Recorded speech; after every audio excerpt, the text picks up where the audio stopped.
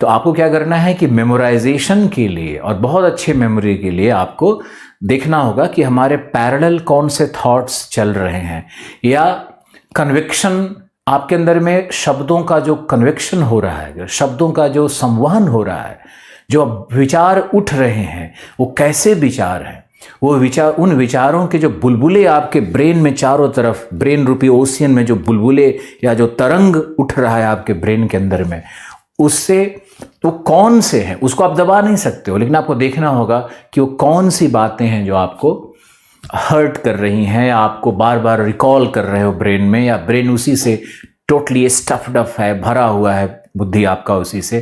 तो उन चीज़ों को पहले ब्रेन से हटाना होगा, और उसके हटाने का एक विधि है कि उन सभी जो भी चीज़ें आपको ट्रबल कर रही है, जो भी थॉट्स आपको ट्रबल कर रहा है, उसको एक बार कागज़ पे सब लिखो और आग जलाओ, फाड़ करके उस आग को धीरे धीरे करके आग में डाल दो और वो जल जाएगा। उससे समस्या दूर नहीं होती है, समस्या उससे दूर नहीं होगी, लेकिन वो एक ऐसा साइकोलॉजिकल आपको टेम्पोररी रिलीफ देगा, एक अल्पकालिक समाधान देगा वो।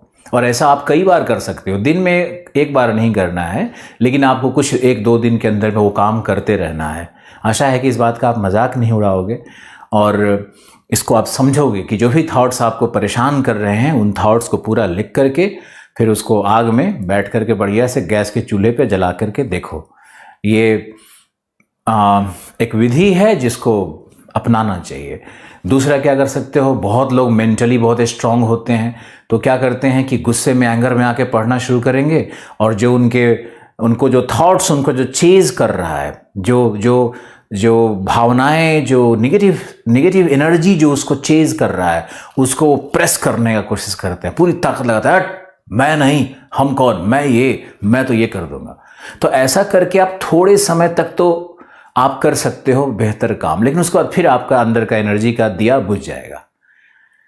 यानी आपको चाहिए परमानेंट रिलीफ, और परमानेंट रिलीफ तभी मिलेगा आपको, एक परमानेंट सॉल्यूशन तभी मिलेगा जब आप अपने मन में दूसरे और नए और सुखद विचारों को उत्पन्न करोगे।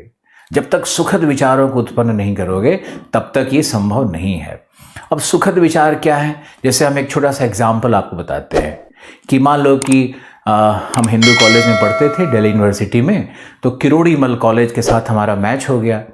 कैप्टन हमारे थे ज्ञानेश सर, कैप्टन थे, अभी डीसीपी हैं दिल्ली में, हो सकता है सुन भी लें कभी इस घटना को तो उनको भी याद आ जाए। तो ज्ञानेश सर, मेरा मन था कि मुझे 3rd डाउन पे बैटिंग करवाया जाए और हम इस मैच को जीतेंगे, लेकिन उनकी नज़र में हम एक अच्छे बैट्समैन नहीं थे, उनकी नज़र में हम एक अच्छे बॉलर थे। तो बॉलिंग तो फर्स्ट ओवर मुझे देते थे, लेकिन मेरे अंदर में एक बैट्समैन था जो कि बड़ा आक्रोश में रहता था कि हम इस बॉल को ऐसा खेल सकते थे, वैसा खेल सकते थे, ये हो सकता था।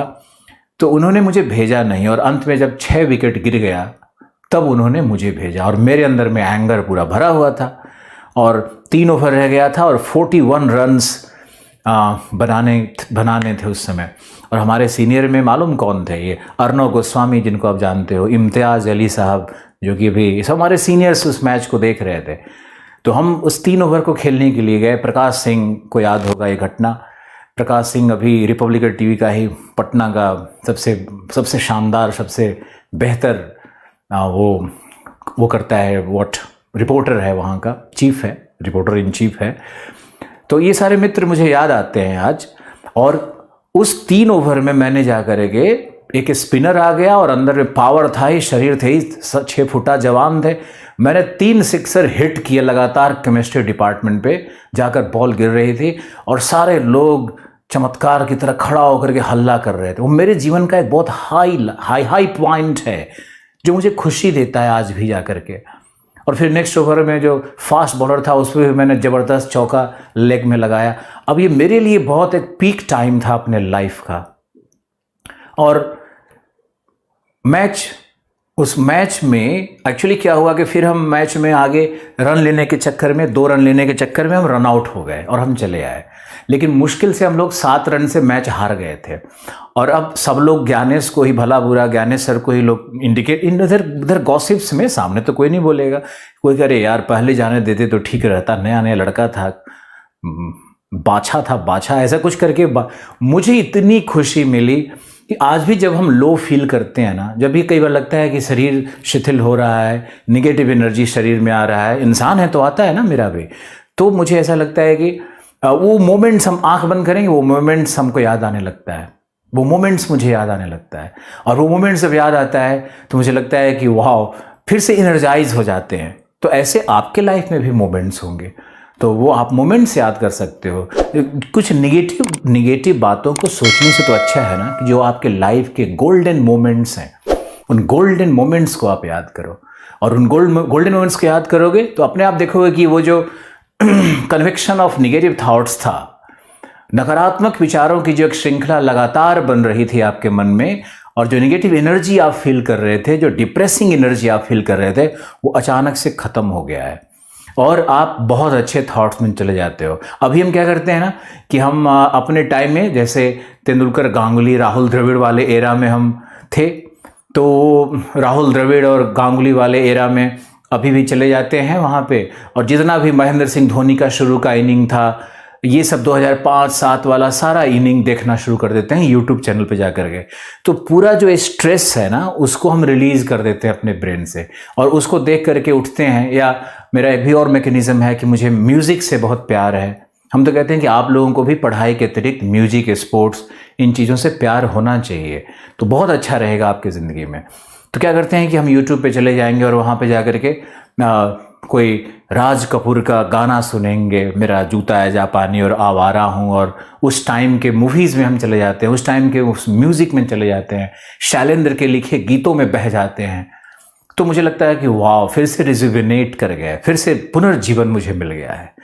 तो ये आप भी कर सकते हो, और यही एक मेथड है करने का, क्योंकि थॉट्स तो थॉट्स है, विचार तो विचार है, और उन विचारों में कुछ नहीं रखा है, वो तो शब्द हैं, बस बुलबुले हैं, आपके मन में उठ रहे हैं, डूब रहे हैं, उठ रहे हैं, डूब रहे हैं।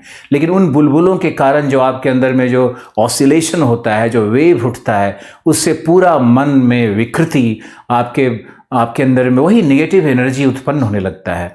तो मेरे प्यारे स्टूडेंट्स, मेरे पब्लिक सर्वेंट्स, आपको ये मेथड अपनाना होगा। और जब तक आप ये मेथड नहीं अपनाओगे, तब तक आप अपने अंदर में उठने वाले, भावावेशित करने वाले नकारात्मक विचारों से, निगेटिव एनर्जी से, जो आपको इमोटिव प्रोपल्सन देते हैं, उनसे बचने के लिए आपको ये काम करना होगा। और ये काम करना आप सीख जाओगे तो आपको फिर पढ़ने में भी बहुत मज़ा आएगा।